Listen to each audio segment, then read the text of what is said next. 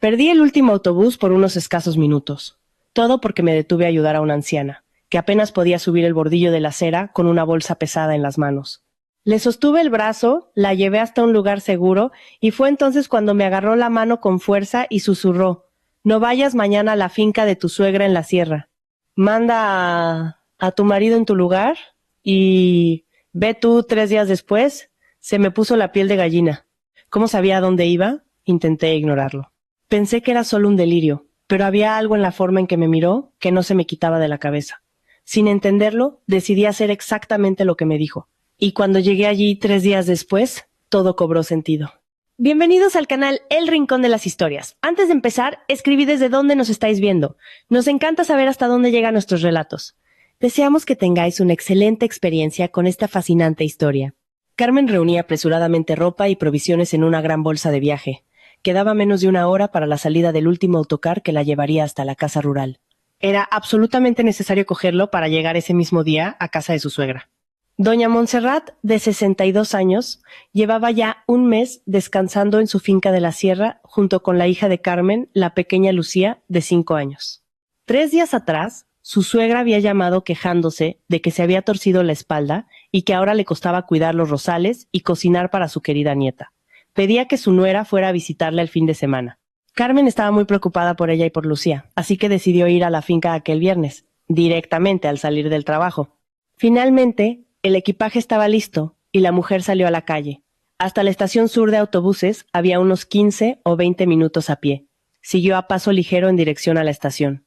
Apenas había salido a la ancha acera cuando su camino fue bloqueado por un hombre alto y larguirucho, vestido de forma increíblemente colorida y llamativa, pantalones de color rosa, una camisa brillante con margaritas estampadas y un auténtico sombrero cordobés en la cabeza. «¡Madre mía!», exclamó el hombre con admiración, examinando a Carmen sin ningún pudor. «¡Qué mujer! ¡Qué formas! ¡Qué presencia!». Era exactamente a alguien así a quien estaba buscando. «No tengo tiempo», reaccionó con indignación Carmen, de 35 años, esquivándolo y acelerando el paso. «Con permiso». El colorido extraño no la dejaba en paz.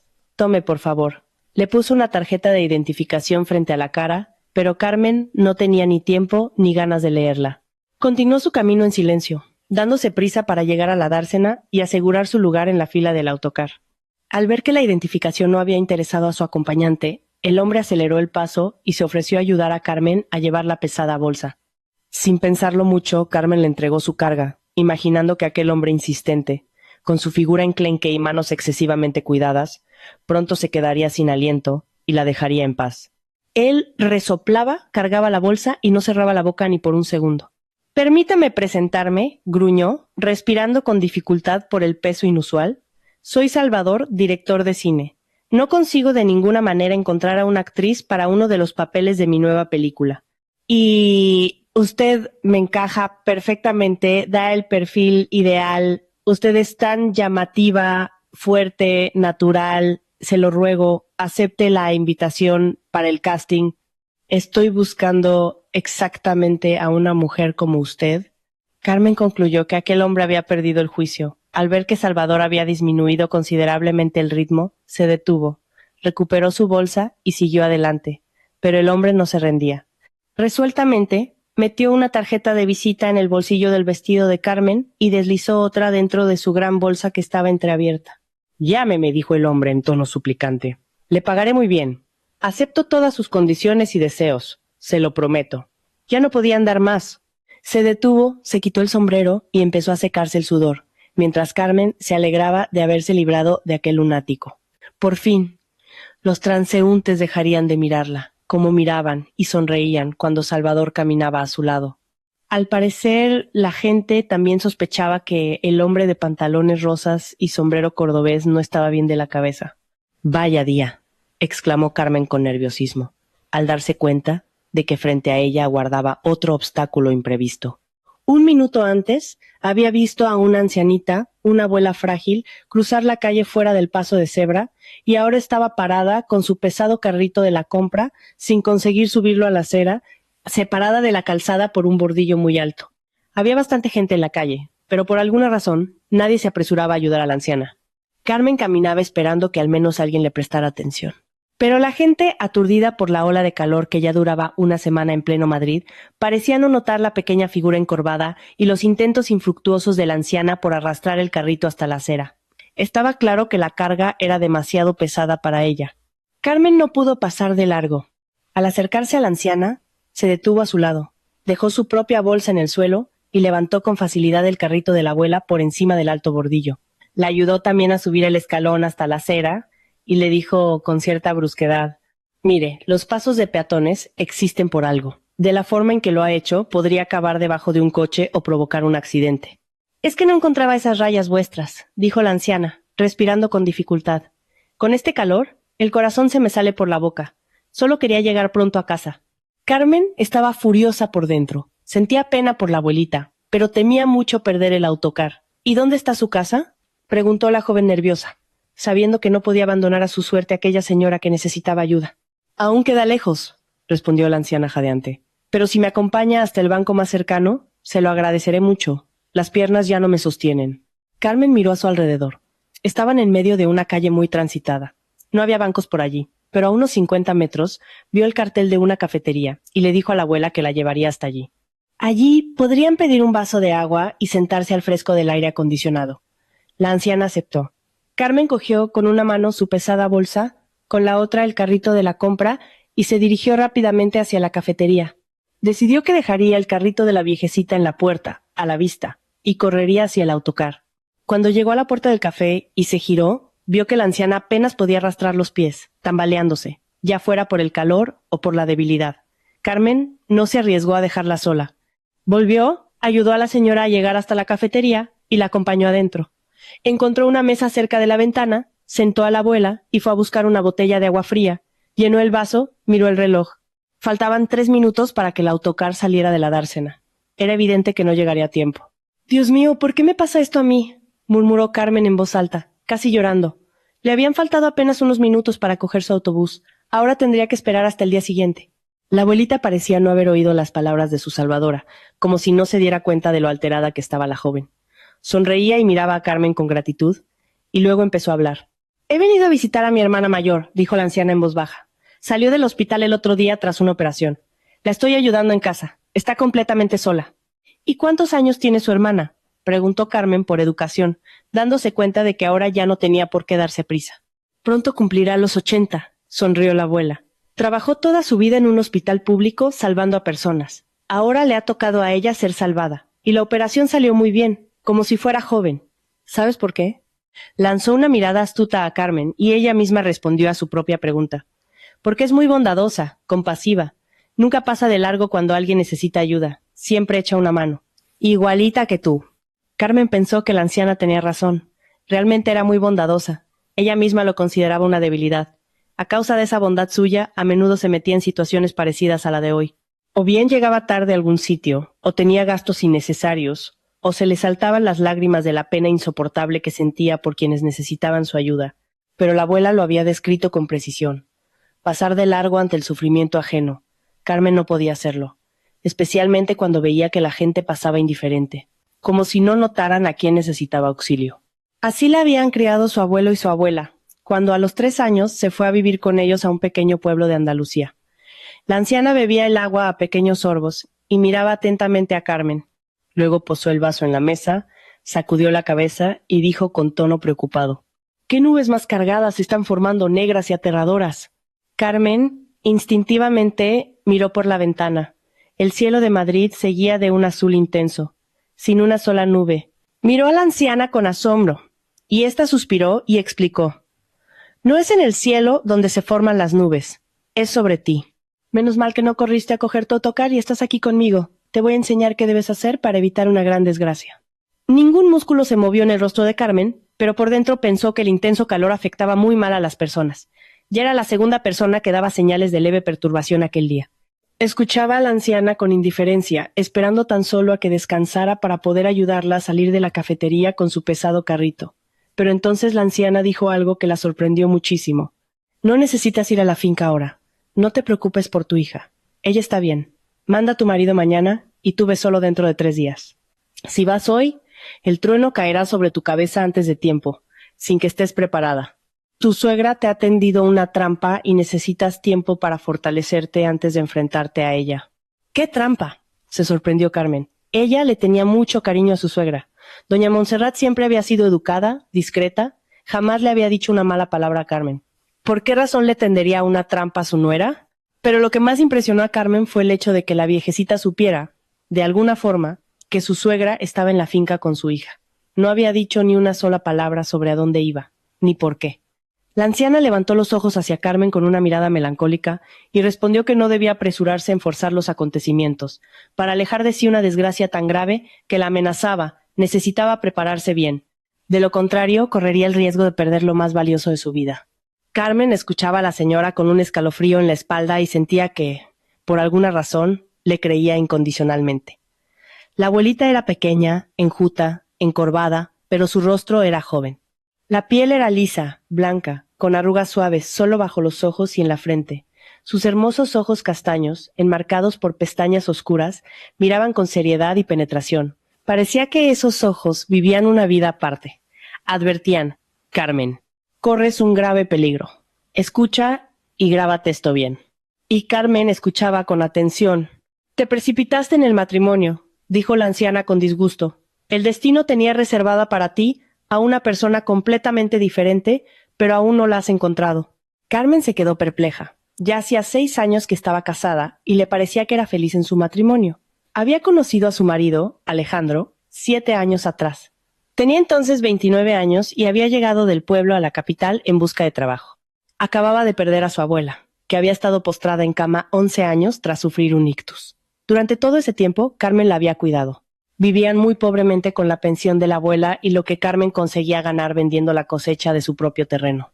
Por suerte, no muy lejos de su pueblo, pasaba una carretera nacional muy transitada. La población local había montado allí un pequeño mercadillo donde vendían de todo, desde naranjas y tomates hasta aceite de la almazara local. Carmen llevaba a vender higos y almendras del huerto. Mientras su abuela estaba enferma, la vieja casa en la que vivían se había deteriorado por completo. Era urgente reparar el tejado, cambiar las ventanas y puertas viejas por las que se colaba el viento.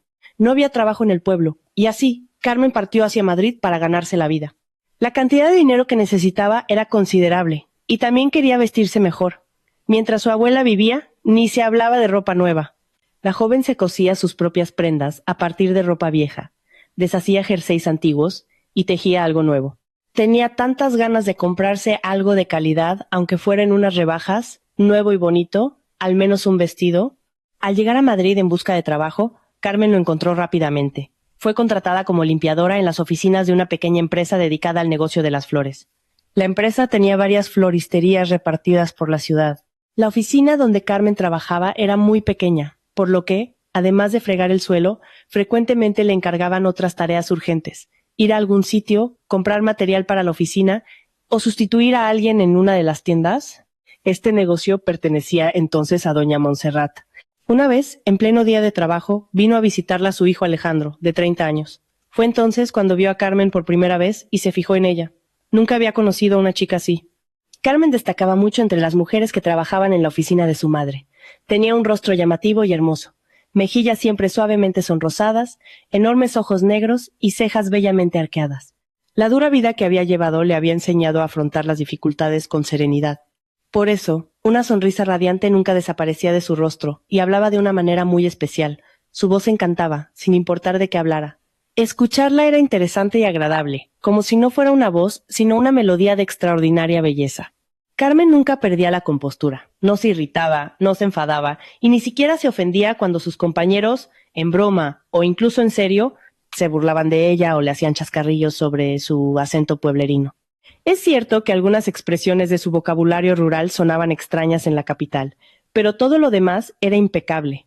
La chica era bondadosa, sincera, sencilla, y atraía a las personas como un imán.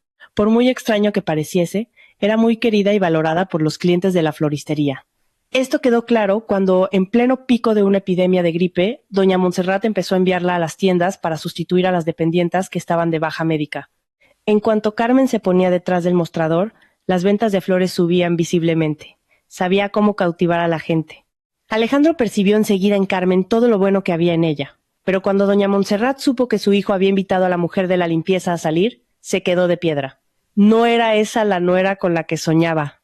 Mamá, déjame decidir a mí con quién quiero salir, declaró Alejandro con brusquedad. Ya no soy un adolescente, y en cuanto a su forma de hablar, eso tiene arreglo. Te aseguro que en una semana perderá esas expresiones que tanto te irritan. Hijo, me sorprendes. La mujer estaba genuinamente perpleja. Carmen es simpática. Se puede decir incluso que es guapa, pero es una belleza de pueblo. Además, no cuida la figura. ¿Te imaginas cuánto va a engordar después de los partos? ¿Tú quieres a una chica así? Alejandro mismo se sorprendía. Al igual que la mayoría de los hombres de su entorno, le gustaban las mujeres esbeltas, con cintura de avispa y formas moderadas. Carmen era completamente diferente. Es verdad que tenía una cintura fina, pero el resto de su cuerpo era exuberante y bastante voluptuoso. Doña Montserrat se quedó resentida durante un tiempo tras la conversación con su hijo, pero luego pensó y llegó a la conclusión de que se estaba preocupando en vano. Su hijo, con estudios superiores y ambicioso, jefe del departamento de tecnología en una gran empresa, que dominaba 2 idiomas extranjeros y tenía planes grandiosos para el futuro, seguramente se decepcionaría él solo de aquella joven de pueblo tan sencilla. Al fin y al cabo, él se relacionaba con gente muy interesante, entre ellas muchas mujeres guapas, refinadas, con excelentes modales y grandes posibilidades. Mientras tanto, el límite de los sueños de Carmen, en opinión de doña Montserrat, no podía ir más allá de una fregona nueva. Como empleada, la chica agradaba a la jefa, pero Carmen no servía en absoluto como prometida para el hijo de la dueña de un negocio de flores. Sin embargo, los planes de doña Montserrat no estaban destinados a cumplirse. Pasado solo un año, el persistente Alejandro conquistó el corazón de Carmen, quien comprendía perfectamente que no era el partido ideal para aquel muchacho ambicioso, exitoso y adinerado de Madrid. Abiertamente, doña Montserrat no se oponía, pero en el fondo no lograba aprobar la elección de su hijo. Su mayor preocupación eran los futuros hijos de la pareja. ¿Qué podría ofrecerles a sus propios hijos una nuera sin estudios universitarios, que no había viajado por el mundo, que no conocía a los autores de moda y no había leído sus libros? Doña Montserrat albergaba la esperanza de que este pensamiento visitara algún día a su hijo, y que entonces él mismo se diera cuenta de que sus hijos debían ser criados por una mujer de un perfil completamente distinto. Instruida, refinada, que supiera cómo educar a una persona de provecho.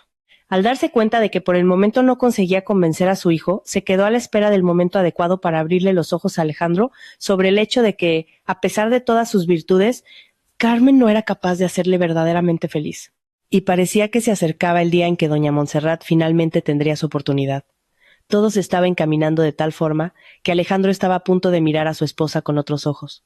Doña Montserrat estaba segura de que sería una mirada desde el ángulo correcto. Su hijo reconocería que se había equivocado en su elección y sacaría las conclusiones pertinentes. Carmen seguía sentada en la mesa de la cafetería, esperando a que la anciana descansara. Por fin, se animó y le recriminó. Llevamos aquí mucho tiempo. Ya tengo frío. ¿Has grabado en tu memoria todo lo que te he dicho? Los ojos castaños miraban a Carmen con exigencia. Sí, lo he entendido, y lo he grabado todo. Carmen sentía un vacío en el alma. La anciana no le había dicho nada aterrador, pero al escucharla, la joven comprendió que, si tenía razón, su vida estaba a punto de cambiar, y no para mejor. Eso la inquietaba profundamente. Entonces vamos a levantarnos, dijo la anciana, que llevamos aquí sentadas demasiado tiempo. Carmen ayudó a la abuela a sacar el pesado carrito de la cafetería, y enseguida se despidieron. Carmen caminaba lentamente por la calle hacia su casa, pensando en las palabras que había escuchado de la desconocida. Sabía tantas cosas sobre ella y su familia, que sus predicciones sobre el futuro no dejaban lugar a dudas. La mujer comprendió que todo lo que había oído debía permanecer en secreto. Ni siquiera Alejandro le diría una sola palabra sobre su encuentro con la misteriosa vidente.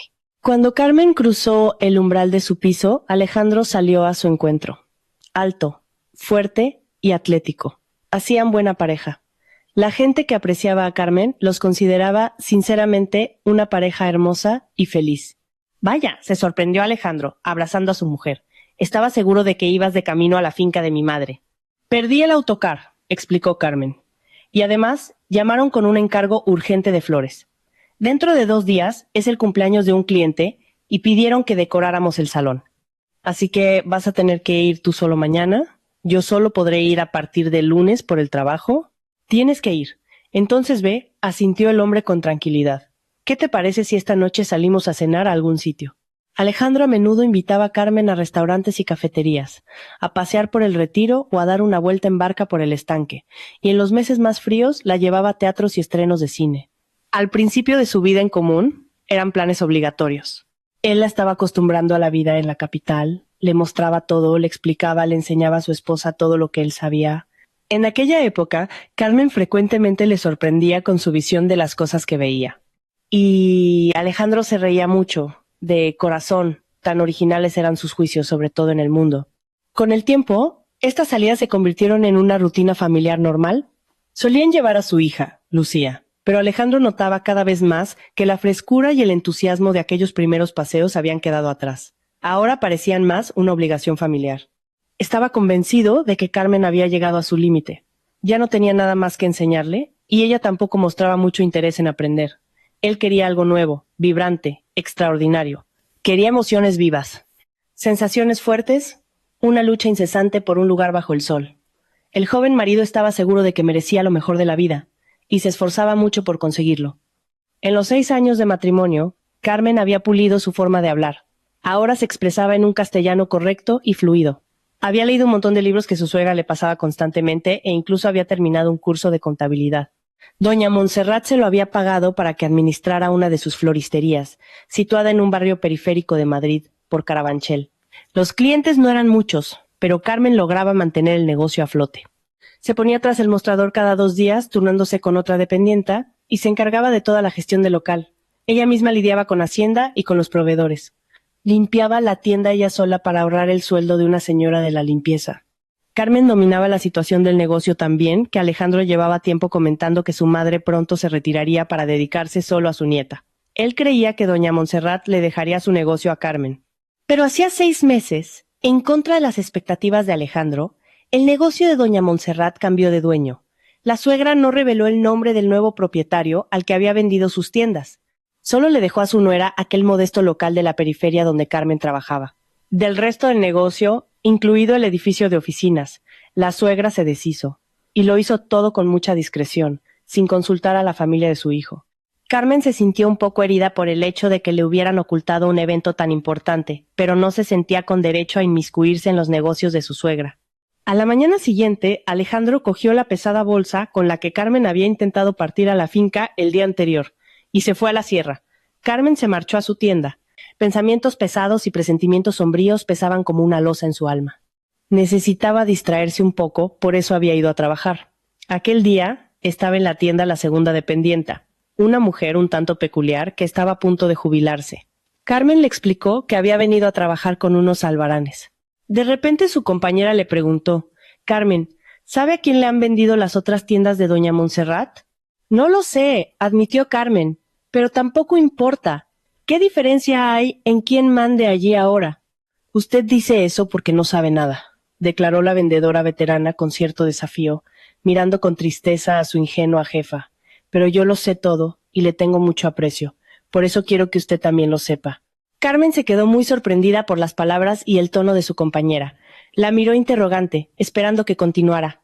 La mujer le contó que llevaba trabajando en la empresa de doña Montserrat desde su apertura, hacía casi 20 años. Sabía mucho sobre la empresa y sobre la vida de la familia. Cuando Alejandro estaba en la universidad, tenía una novia llamada Isabel. Ella también era estudiante en aquella época. Después de graduarse, la pareja pensaba casarse. Doña Montserrat estaba loca con Isabel. Tenía la intención de transferirle la mitad de su negocio justo después de la boda, para que Isabel tuviera su propio emprendimiento.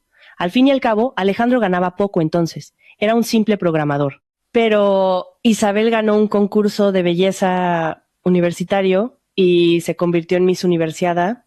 Se le subió a la cabeza y cuando fue a un certamen internacional, conoció allí a un novio rico, un magnate del petróleo de Oriente Medio. Volvió a España solo para recoger el título, pues estaba en su último año. Y en cuanto recibió el diploma, el novio se la llevó con él. Alejandro sufrió muchísimo. Fue entonces cuando decidió lograr algo en la vida. Empezó a dedicarse en serio a la programación, y pronto consiguió un empleo muy lucrativo y prestigioso en una gran empresa, y hasta el día de hoy trabajaba allí como jefe de departamento. Carmen, interrumpiendo su relato, le preguntó a la vendedora: «¿Doña Montserrat y su marido le han hablado alguna vez de Isabel?» «No», admitió Carmen, «pero siempre supe que Alejandro había tenido relaciones con otras mujeres antes que conmigo. Al fin y al cabo, es muy apuesto. Veo que gusta mucho a las mujeres. A Carmen le resultaba desagradable decirlo, pero sabía que era la verdad. Alejandro atraía las miradas de mujeres solteras cuando ella aparecía con él en alguna fiesta o en un restaurante.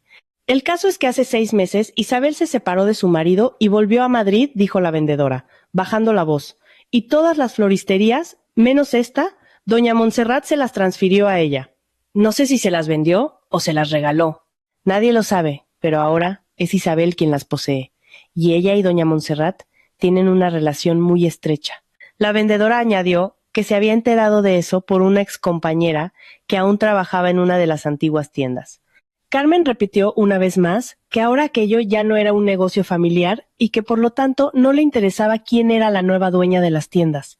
Se equivoca, le dijo la vendedora con un leve reproche en la voz. ¿No tiene miedo de que, después de las tiendas, su marido también pase a manos de Isabel? Es evidente que doña Montserrat sigue sintiendo debilidad por ella. ¿Le perdonó que traicionara a su propio hijo? Aquello fue un golpe inesperado. Carmen nunca en su vida había pensado que Alejandro pudiera serle infiel, y mucho menos podía imaginar que él la abandonaría. Después de todo tenían una hija maravillosa, a la que tanto él como doña Montserrat adoraban con locura. Carmen se prohibió a sí misma pensar mal de las personas más cercanas. Miró severamente a la vendedora y dijo, dirigiéndose hacia la trastienda, «Me esperan unos papeles y tú también tienes mucho que hacer». La mujer miró con tristeza a la espalda de Carmen y murmuró, casi de forma inaudible, «Mi obligación era avisar». Soltó un suspiro pesado y se volvió hacia los jarrones de flores. Los días de espera se arrastraban de manera dolorosamente lenta. Por fin pasó el fin de semana, y el lunes Carmen aún resistió, recordando las palabras de la anciana. Solo el martes, habiendo cumplido los 3 días acordados, se preparó para ir a la finca en la sierra. Alejandro todavía estaba allí, y ella planeaba volver al día siguiente en coche con él. No tenía prisa. Alejandro había llamado hacía poco para decirle que todo estaba en orden. Doña Montserrat se sentía bien, Lucía estaba animada y esperaba a su mamá. Esta vez, Carmen viajaba ligera. Solo llevaba unas pastas de té para mimar a su familia. Caminaba sin prisa por el sendero rodeado de árboles, sumergido en el verdor y las flores, disfrutando de las impresionantes vistas de la sierra y de los vertiginosos perfumes de las flores que flotaban sobre cada parterre. Al acercarse a la parcela, se dio cuenta de que su hija estaba durmiendo la siesta. Por eso, entró al patio en silencio, cerró con cuidado la verja y se dirigió a la casa. Vio que casi todas las ventanas estaban abiertas. Hacía tanto calor que de vez en cuando su suegra creaba corrientes de aire para refrescar un poco el ambiente. Carmen se acercó a los escalones del porche y empezó a desabrocharse las sandalias. Desde la ventana abierta de la cocina le llegaron las voces de su marido y de su suegra. Al escuchar la conversación, la joven se quedó paralizada y se puso a escuchar. «Alejandro», decía doña Montserrat con ternura a su hijo, «lleváis ya 6 años juntos. Yo veo que ella no te ha hecho feliz. Tienes razón, vivís en paz, no tenéis quejas el uno del otro. Pero, entiéndelo, solo sois amigos. No hay amor entre vosotros. ¿Te acuerdas de lo que sentías cuando estabas con Isabel? Entonces eras la persona más feliz del mundo». «Mamá, estás sacando este tema sin motivo», respondió Alejandro con brusquedad. «Carmen es mi presente, aunque no haya pasión desbordante. Es una buena esposa y estoy seguro de que jamás me engañará». De pie bajo las ventanas de la casa, Carmen escuchaba claramente cada palabra de su marido y de su suegra. Doña Montserrat le argumentaba a su hijo que solo se vive una vez y que uno tiene derecho a ser feliz. La madre le decía que solo deseaba una cosa para él, ser amado y feliz. Pero que él no tenía ni lo uno ni lo otro, porque su mujer de pueblo no tenía ni la menor idea de cómo hacer feliz a un marido ni de cómo amar de verdad.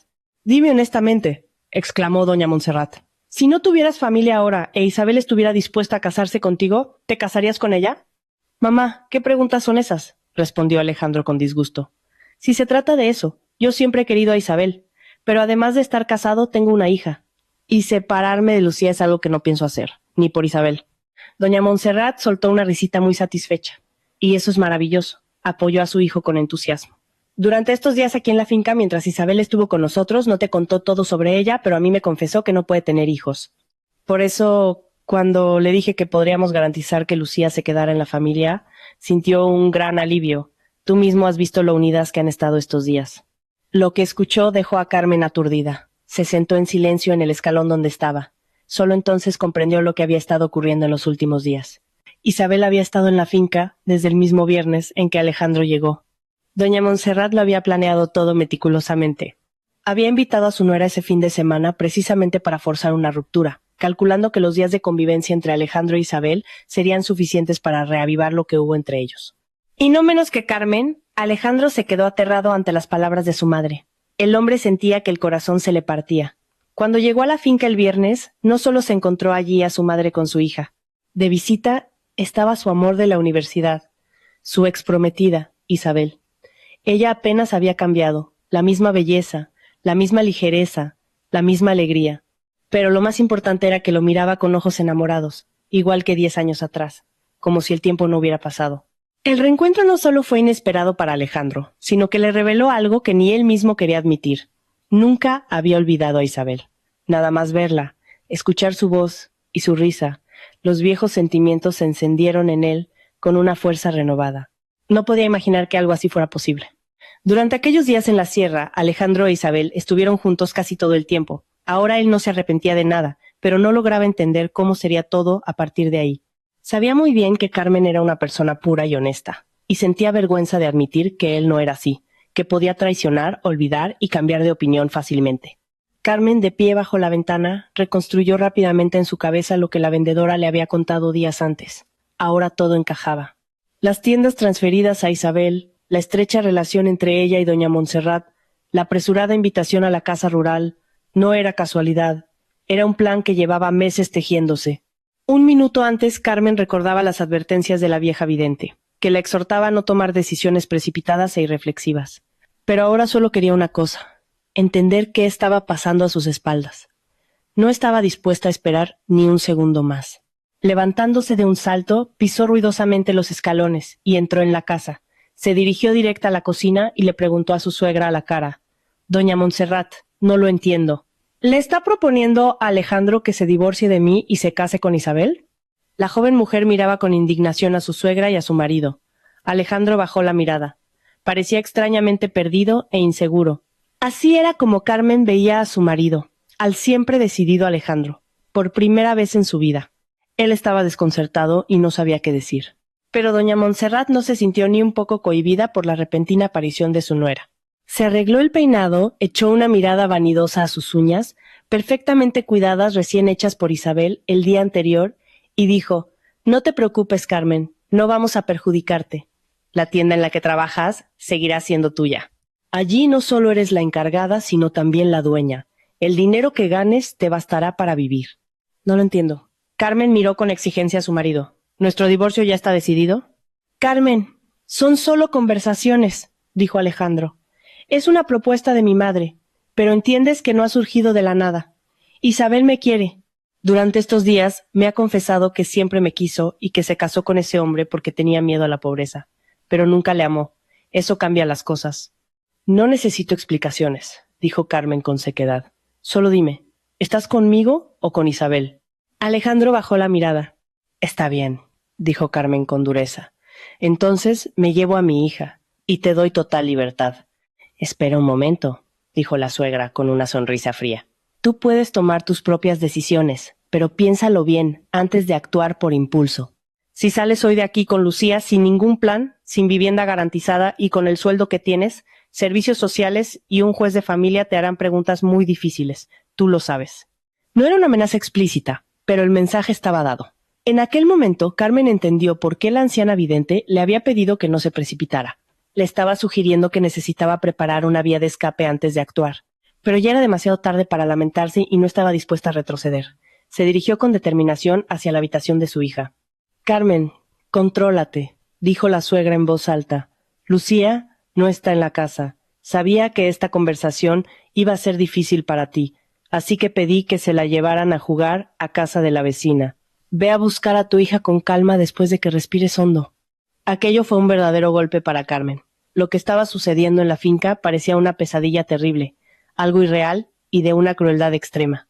Primero, sin motivo aparente, le anunciaban su inminente divorcio, y ahora descubría que no podía ver a su propia hija. Carmen rebuscaba en el bolso su teléfono móvil, dispuesta a llamar a la policía o a servicios sociales. Pero su suegra le dijo con calma que eso solo complicaría la situación para todos, incluida ella. «Piénsalo bien, Carmen», dijo doña Montserrat con una voz que mezclaba frialdad y una falsa preocupación. «Si llamas a las autoridades ahora, querrán saber ¿A dónde vas a llevar a Lucía? ¿Dónde vais a vivir? ¿De qué os vais a mantener? Y tú no tienes respuestas preparadas para eso. No digo que perderías la custodia, eso lo decide un juez. Lo que digo es que, tal y como están las cosas, te meterías en una pelea sin estar preparada. Carmen odió darse cuenta de que había una lógica cruel en aquellas palabras. Alejandro, el padre de Lucía, tenía los medios para ofrecer a su hija una vida cómoda, un buen colegio y estabilidad. Ella, en ese instante, ni siquiera tenía una vivienda asegurada si se marchaba del piso de su marido. La mujer entendió que no era el momento de actuar por impulso. «Está bien», dijo Carmen, controlando la voz. «Me vuelvo a Madrid ahora mismo. Quiero a mi hija de vuelta en el piso esta misma tarde. Si no es así, llamaré a quien haga falta. Mientras se tramita el divorcio, Lucía y yo viviremos en el piso de Alejandro. Y luego, que el juez decida con quién se queda la niña». «Ahora sí estás pensando con claridad», dijo doña Montserrat con un tono que disimulaba mal su satisfacción. «Estoy segura de que, con el tiempo, entenderás lo que es mejor para Lucía». Doña Montserrat cogió el teléfono y llamó a alguien, pidiendo que llevaran a Lucía de vuelta al piso familiar aquella misma tarde. Carmen salió de la casa. Su marido la alcanzó. Dijo que él también volvía a la capital y le ofreció llevarla en su coche. Durante todo el trayecto por la autopista, la pareja no cruzó ni una palabra. Cada uno vivía las alteraciones de su vida por separado, lo cual era comprensible. Alejandro se embriagaba con el sueño del regreso de la mujer amada y de los viejos sentimientos. Esperaba revivir los momentos más felices de su vida. Por su parte, Carmen pensaba desesperadamente qué hacer para demostrar ante la justicia que era una madre fiable y que le podían confiar a su pequeña. Se acordó de nuevo de la anciana y lamentó que no le hubiera dado ninguna pista sobre cómo actuar cuando las nubes se acumularan sobre su cabeza. Y entonces le vino a la mente la segunda imagen inusual del día en que se encontró con la vidente, el excéntrico y colorido director que le había prometido pagarle bien por una prueba. Carmen rebuscó en su bolso y encontró su tarjeta. Le pidió a su marido que parase el coche en un área de servicio y salió. Se alejó bastante del vehículo para que su marido no oyera la conversación. Marcó el número de la tarjeta. «Sí, dígame», sonó una voz masculina irritada al otro lado de la línea. «Hable rápido, no tengo tiempo». «Soy Carmen», empezó ella con inseguridad. «Usted me invitó a un casting. Estoy dispuesta si paga bien. Necesito mucho el dinero». Se escuchó una risa burlona en el auricular. «A mí me pagan para que apruebe a alguien para un papel. ¿Usted sabe la cola que tengo para pruebas y papeles? Así que, hasta luego». Carmen volvió al coche llorando. Se bajó cerca de su edificio en Madrid, subió al piso y se derrumbó en llanto. En ese momento sonó su teléfono. Era Salvador. Con voz de pedir disculpas, preguntó: «Perdone, ¿no será usted la mujer despampanante a la que ayudé a llevar la bolsa?» «Sí, soy yo», dijo Carmen en voz baja. Salvador empezó a parlotear animadamente, diciendo que no había dudado de ella ni un segundo, que se dio cuenta inmediatamente de que era una persona creativa y valiente, lo que significaba que no ignoraría su propuesta. Al fin y al cabo, millones de mujeres soñaban con aparecer en la pantalla, y ella tenía la suerte cayéndole del cielo. Tras un largo preámbulo, dijo que al día siguiente habría más pruebas y que estaba dispuesto a enviarle un coche a recogerla, pues no dudaba ni un segundo de que se convertiría en su actriz. Carmen aceptó.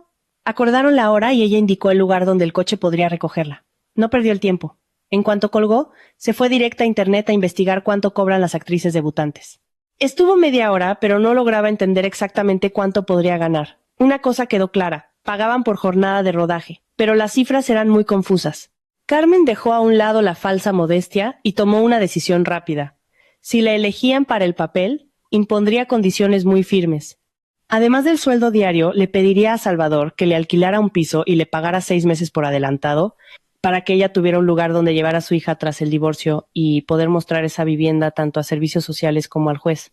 El mismo Salvador le había dicho que aceptaría cualquier condición. Por ahora, conseguir una casa propia, aunque fuera de alquiler, era su objetivo principal. Todo estaba en manos de Salvador, y Carmen sabía que tendría que esforzarse mucho para conseguir el papel, aunque no tenía ni la más remota idea de cómo eran los rodajes. Al día siguiente, Carmen se llevó a Lucía, y ambas fueron juntas al set de rodaje. Carmen se quedó impresionada por el ruido, el desorden total y el movimiento incesante de gente por el plató. Salvador la reconoció de inmediato, y corrió a su encuentro con una sonrisa. «Por favor, pasen», le indicó amablemente una furgoneta nueva. Por dentro estaba en silencio y vacía. Sentado junto a Carmen, Salvador sacó un termo, se sirvió un café para él y otro para ella, le dio zumo a Lucía de otro termo y puso un bol de caramelos en la mesita. Mientras sus invitadas tomaban algo, Salvador le contó que no lograba encontrar a una actriz de la cual su protagonista, un adinerado habitante de la capital, cautivado por la pureza y belleza natural de una chica de pueblo, se enamorara perdidamente. Al escucharle, Carmen sentía que la cabeza le iba a estallar de tanto intentar asimilar lo que le decían. Interrumpió a Salvador sin contemplaciones y dijo: ¿Podría simplemente enseñarme qué debo hacer y cómo? Yo lo repito, y si le gusta, hablamos. O tal vez no tenga ningún talento y usted esté perdiendo el tiempo conmigo. ¿Le parece bien? Me parece perfecto, accedió el director de inmediato. Empezamos ahora mismo. Estoy seguro de que saldrá bien. Y mientras Carmen terminaba su café, le dio su primera tarea. «¿Ve a la chica de la camiseta roja?», preguntó, señalando a la menuda silueta de una joven. «Es nuestra diseñadora de vestuario. Vas a salir despacio de esta furgoneta y vas a caminar hacia ella como si fueras a atacarla. Y cuando estés muy cerca, le vas a decir con rabia: «Oye, sinvergüenza, devuelve lo que me has robado del bolso». Si se asusta de verdad, el papel es tuyo». Carmen se giró hacia su hija y le dijo con seriedad: «Lucía, quédate aquí y no vayas a ningún lado. Vuelvo enseguida. Solo voy a darle un escarmiento a esa señora mala». Carmen respiró hondo varias veces, reuniendo toda su rabia e imaginando en el lugar de la diseñadora el rostro de Alejandro. Luego salió de la furgoneta. El director hizo enseguida una señal al operador de cámara para que empezara a grabar. El equipo de rodaje no prestaba atención a Carmen. Todos estaban en su pausa. Carmen avanzó con paso firme hacia la gente y, abriéndose camino a empujones entre quienes se cruzaban, llegó hasta la diseñadora de vestuario. «¡Oye, sinvergüenza!», dijo en voz baja, mirándola con odio. «Devuelve lo que me has robado». «Tranquila, señora». Uno de los actores sujetó a Carmen del brazo, asustado ante la posibilidad de que la desconocida fuera a llegar a las manos y la diseñadora saliera herida. Todos los presentes miraban atónitos a la diseñadora, que retrocedía con el ceño fruncido, y a Carmen, que intentaba implacablemente llegar hasta ella. Otros dos hombres corpulentos, testigos del comportamiento agresivo de Carmen, se acercaron y se interpusieron entre ella y la chica de vestuario. Solo el cámara se reía mientras grababa. A continuación, envió el material al ordenador del director en la furgoneta. Después, sin dejar de reír, se acercó a Carmen y dijo: «Corten, la llaman». Hizo un gesto en dirección a la furgoneta. La gente en el set se relajó y empezó a sonreír. Todo el mundo sabía que Salvador era capaz de darle sustos aún mayores al equipo. «¡Perfecto!», exclamó Salvador, apartándose del portátil donde acababa de ver la escena grabada por el cámara con Carmen como protagonista. «No me equivoqué contigo. Eres toda una guerrera. ¿Y para otras escenas también darás la talla?» «Sin problema, siempre que cumpla con mis condiciones, tal como prometió».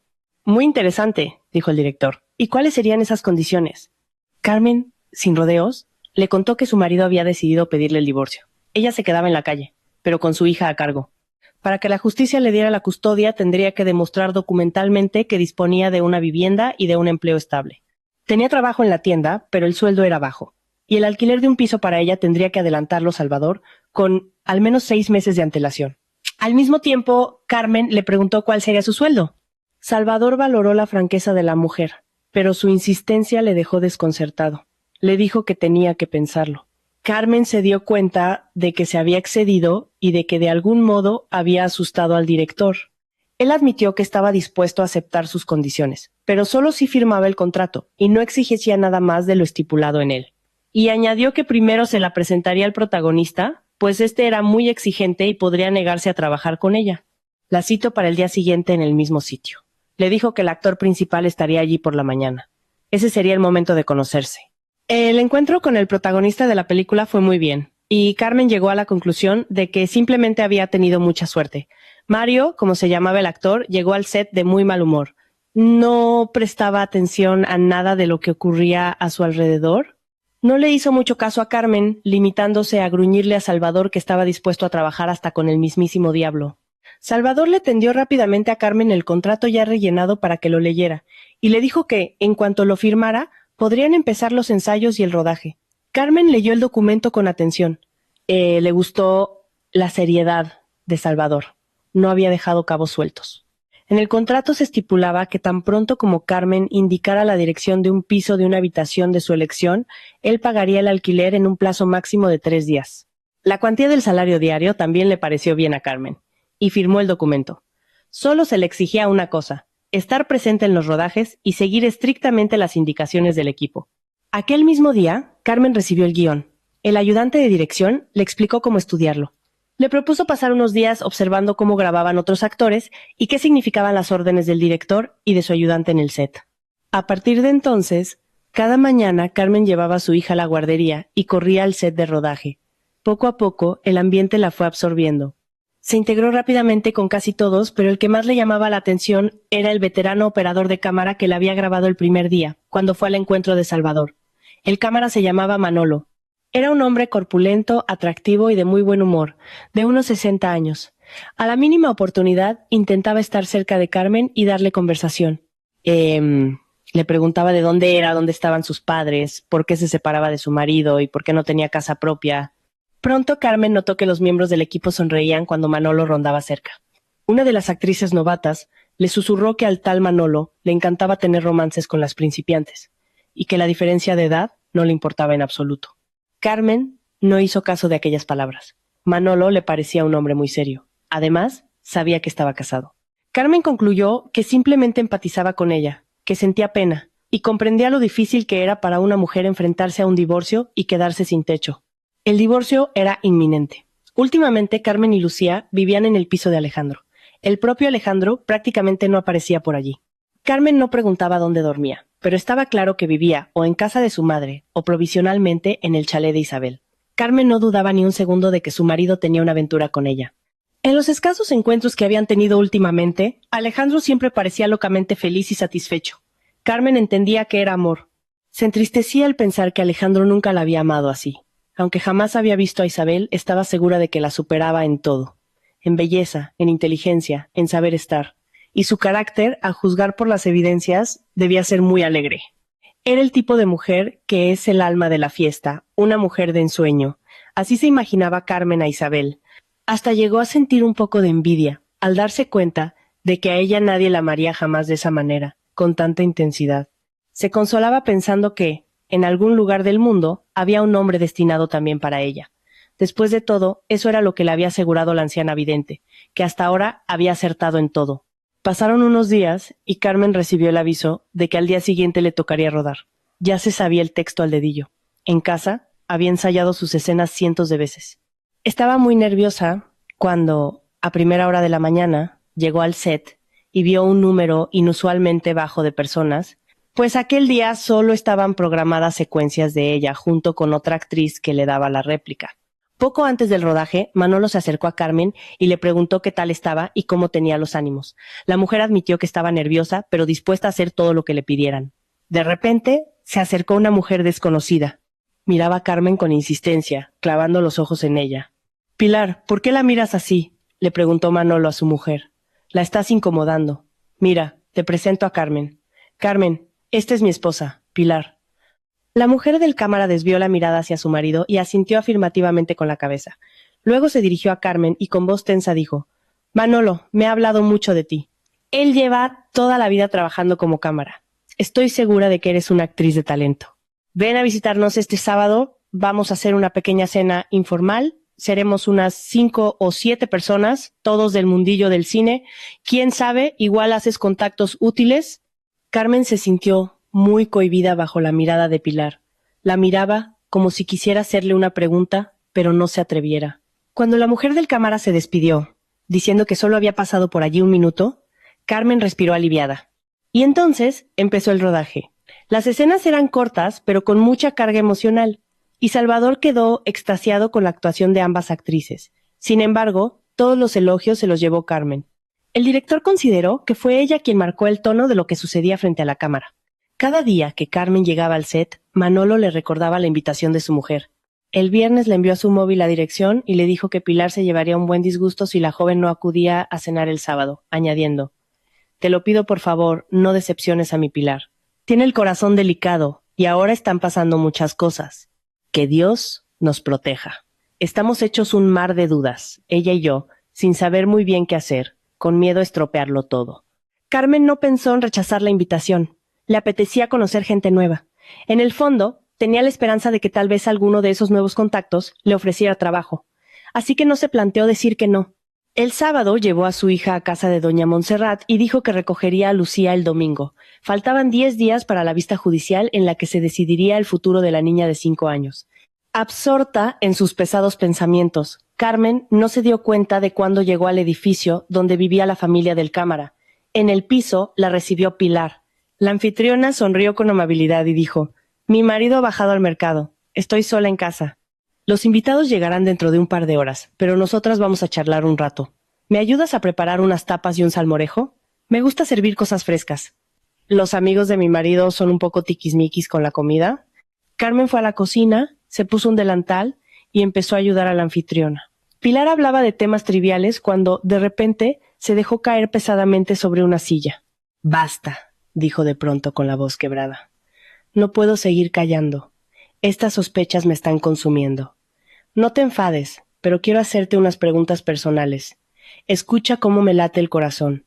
Carmen, lo mejor que pudo, intentó calmar a la mujer que se estaba alterando, diciéndole que se preocupaba sin motivo, que lo hablarían todo, y Pilar vería que se había angustiado en vano. Carmen estaba dispuesta a responder a todas sus preguntas. En el fondo le hizo gracia. Pensó que alguien del equipo le habría contado a Pilar que su marido rondaba a Carmen prestándole una atención especial. Carmen estaba a punto de confesarle a Pilar que Manolo le caía muy bien y que le trataba como a un padre, y que también sentía un cariño paternal por su parte, pero Pilar la dejó de piedra con su pregunta. «Dime, ¿cómo se llamaba tu madre?» Lo último que Carmen esperaba eran preguntas sobre su lejana infancia. «¿Rosario?», respondió sorprendida. «Pero no me acuerdo de ella para nada». Carmen le contó a Pilar que cuando tenía 3 años, su madre la llevó a vivir con sus abuelos a un pueblo. Cuando tenía 15, su abuelo falleció, y a los 18, su abuela sufrió un ictus y quedó postrada en cama. Durante casi 11 años, Carmen cuidó de la anciana. En todo ese tiempo, su madre nunca fue a visitar a la familia, ni escribió ni una sola vez. Carmen le explicó que tras la muerte de su abuela, se fue del pueblo y se casó, pero que su marido nunca la había querido de verdad. Más bien, parecía que le resultaba interesante convivir con ella. Y ahora se estaba divorciando. «¿Por qué me pregunta por mi madre?», quiso saber la joven. En lugar de responder, la anfitriona se levantó, sacó un frasco de tranquilizantes del armario y echó unas gotas en 2 vasos de agua. Le tendió uno a Carmen y se bebió el otro. «Tómate el agua con las gotas», dijo Pilar en tono imperativo. «Nuestra conversación va a ser muy seria. ¿Sabes dónde está tu madre ahora?» Carmen negó con la cabeza. «¿Y el nombre de tu padre lo sabes?» La anfitriona seguía con su interrogatorio. «Fernando», respondió Carmen, «pero nunca supe sus apellidos.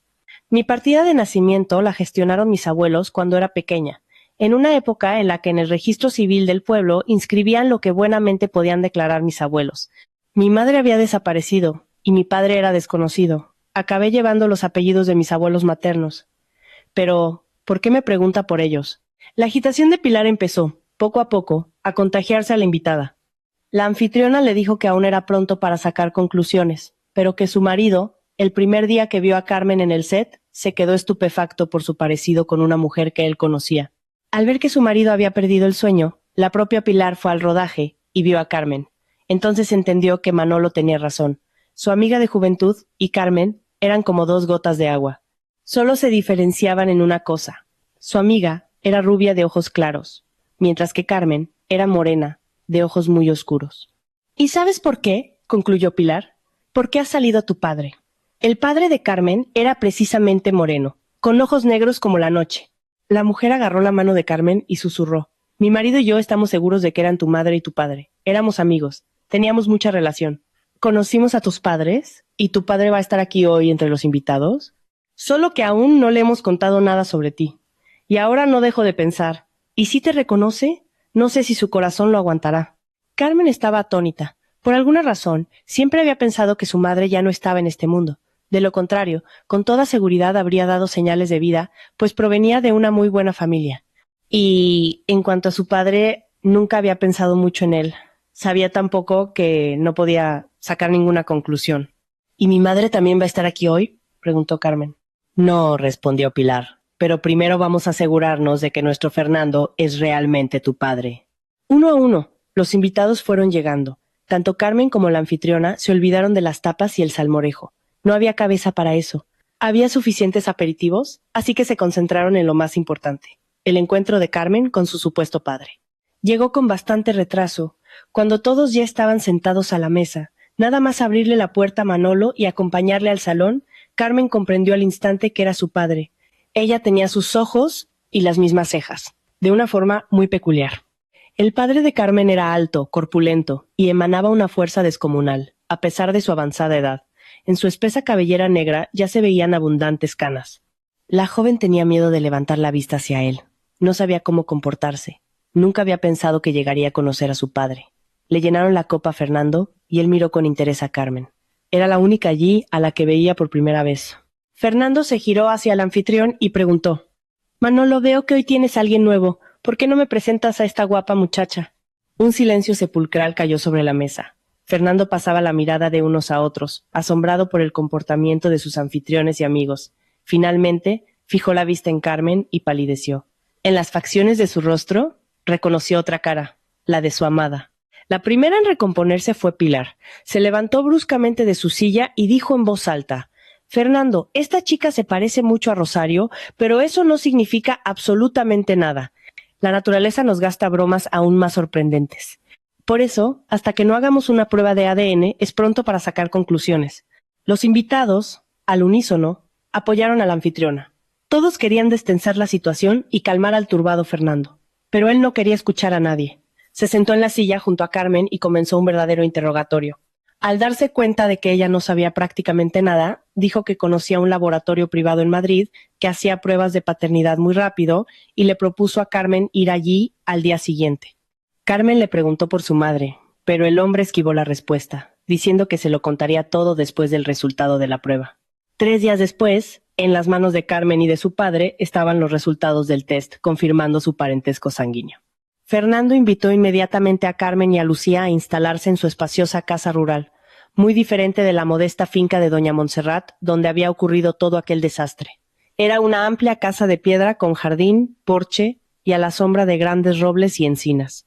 Les preparó una habitación con balcón y les dijo que se acomodaran. El domingo les hablaría sobre la madre de Carmen.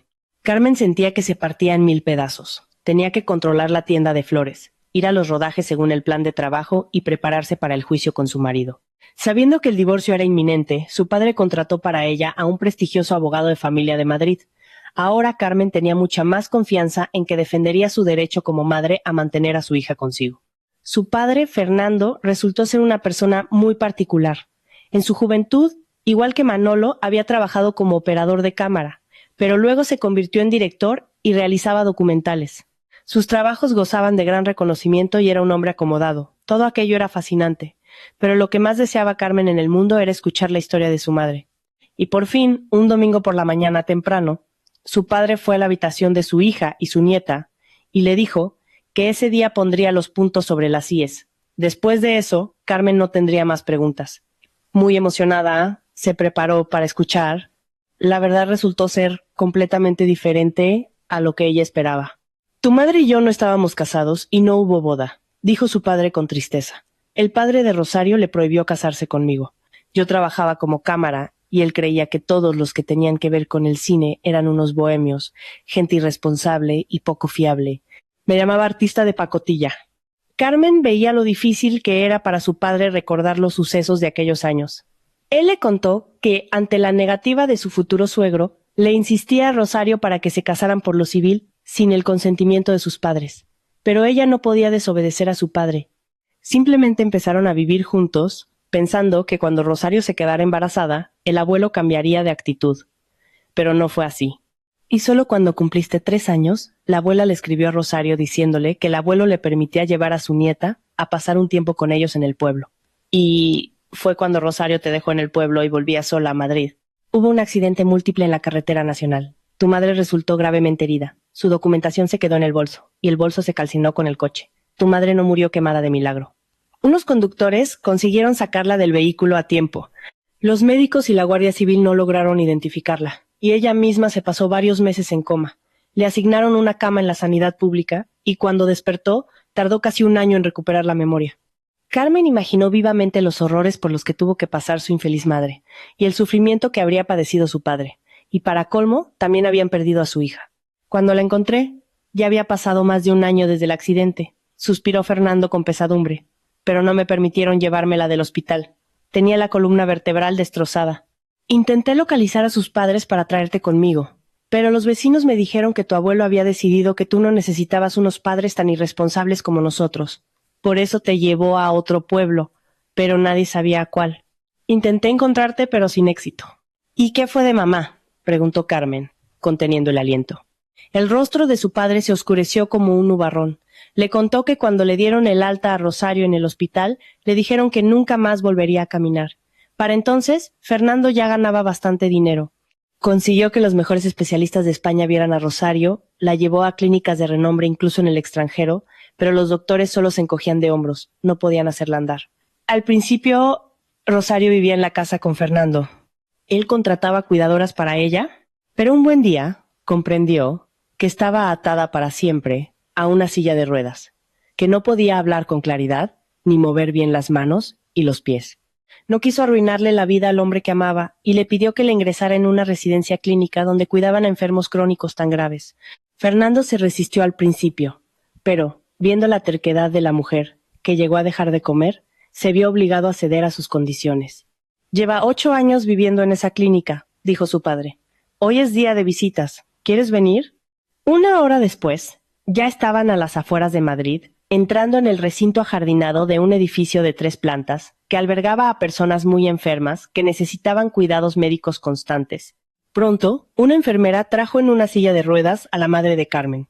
La hija miraba a su madre, de pelo blanco, y se daba cuenta de que la reconocería incluso si se cruzaran por la calle. Se parecían muchísimo, solo que su madre era mayor. Pero los rasgos del rostro eran idénticos. Fernando las miraba a las dos con los ojos llenos de lágrimas. Rosario había vivido para ver el reencuentro con su hija. Siempre había soñado con eso. Guiada por un instinto primario, Rosario percibió que frente a ella estaba su propia sangre. «Hija mía», susurró la madre con labios rebeldes, en un hilo de voz casi inaudible. «Mi niña». Carmen cayó de rodillas ante ella. Abrazó las piernas de su madre y lloró, como si le pidiera perdón por haber pensado mal de ella durante toda su vida, creyendo que simplemente la había abandonado para rehacer su vida. La enfermera que estaba a su lado observó con sorpresa un leve temblor en las manos de Rosario. Fue apenas un espasmo, un conato de movimiento, pero estaba ahí. Los dedos se contrajeron lentamente, como si intentaran alcanzar a su hija. «Es suficiente por hoy», dijo la enfermera, con delicadeza, pero con firmeza. Se apresuró a llevar a Rosario de vuelta al edificio, para comunicarle lo antes posible al médico responsable de la paciente aquel pequeño pero significativo signo de vida en el movimiento de sus manos.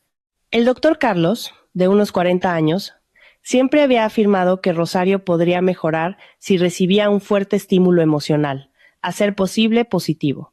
Padre e hija aún no habían salido del aparcamiento de la clínica cuando se les acercó el doctor Carlos. Estaba visiblemente animado. Le estrechó la mano a Fernando y dijo: «Siempre creí que su compañera tenía potencial de mejora. Lo que ha pasado hoy es un síntoma importantísimo, pequeño pero real. Les espero dentro de 1 semana. Si ella quiere vivir y recuperarse, el camino está abierto. Será lento y exigirá muchísima paciencia, pero ahora hay una razón concreta para seguir adelante». Carmen y su padre empezaron a visitar la clínica con frecuencia. Cada semana había algún avance que observar. Rosario empezó a pronunciar algunas palabras con más claridad. Los movimientos de sus dedos fueron ganando intención y un día logró, con mucho esfuerzo, apretar la mano de su hija durante unos segundos. El progreso era lento. Los médicos lo recalcaban todo el tiempo, pero era real y constante. Y para Carmen, cada pequeño logro de su madre valía más que cualquier otra cosa en el mundo. Rosario no había recuperado el movimiento completo, pero había recuperado algo mucho más importante: las ganas de luchar. Y eso, según decía el doctor Carlos, era lo fundamental. Unos días después, se celebró el juicio, y doña Montserrat y Alejandro se quedaron muy contrariados cuando el juez dictaminó que la custodia de Lucía recaía íntegramente en la madre.